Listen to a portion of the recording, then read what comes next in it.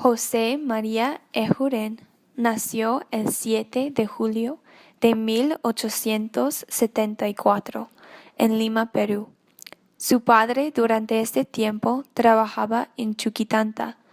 Su papá trabajaba allí porque la niñez de José María Ejuren sucedió durante la Guerra del Pacífico, en la época de la ocupación de Lima.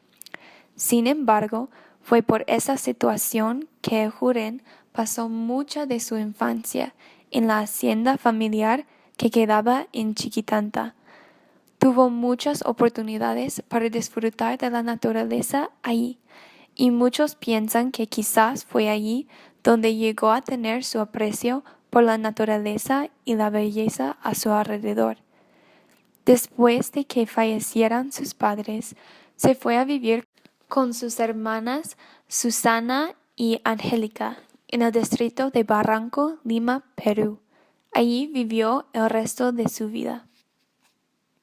Desde pequeño, Ejuren pasó mucho tiempo enfermo.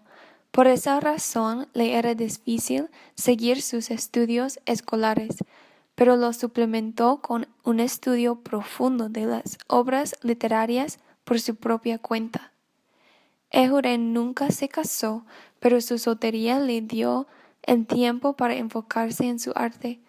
Aunque es más conocido como poeta, Ejuren también le gustaba hacer otras formas de arte, como pinturas, fotografías y arte de plástico. Era un hombre muy dedicado a todo lo que hacía y fue elogiado por muchos críticos importantes de su época. Ejuren falleció el 19 de abril de 1942 en Barranco, Lima, Perú. Como muchos otros autores y escritores, al principio los críticos de sus obras no apreciaron su nueva manera de escribir. Fue el primer libro que publicó que llamó la atención a su genio único. El nombre de ese primer libro fue Simbólicas y fue publicada en 1911.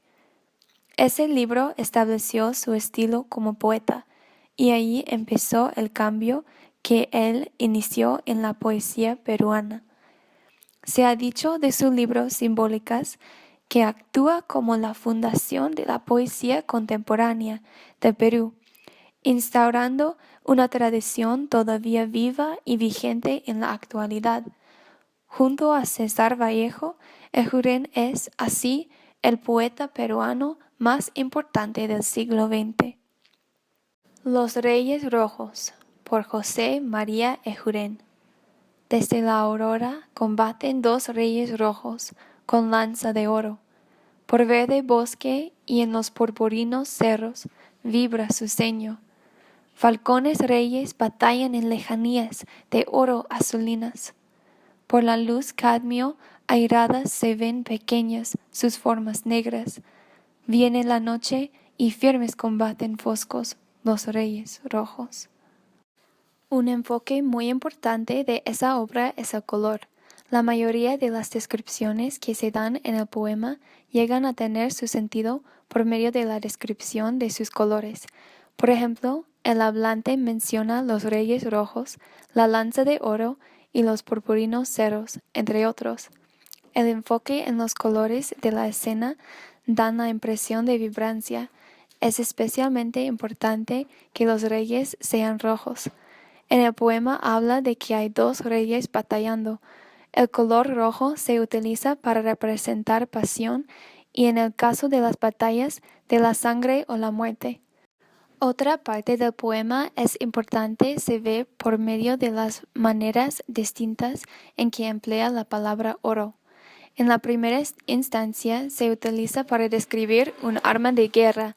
En la segunda instancia se utiliza para describir la escena de la batalla. Las obras que hizo Ejuren eran muy importantes porque cambiaron la forma de escribir la poesía en el Perú. Dicen que su poesía es tomada como un hito de la superación del modernismo. Su forma de escribir fue casi el opuesto de la forma en que escribían los modernistas. Un ejemplo de esto es que los modernistas se enfocaban en hacer que sus obras pudieran dar al lector una idea del significado de la obra, y Ajurin se enfocó más en hacer que la obra tenga significado para el lector.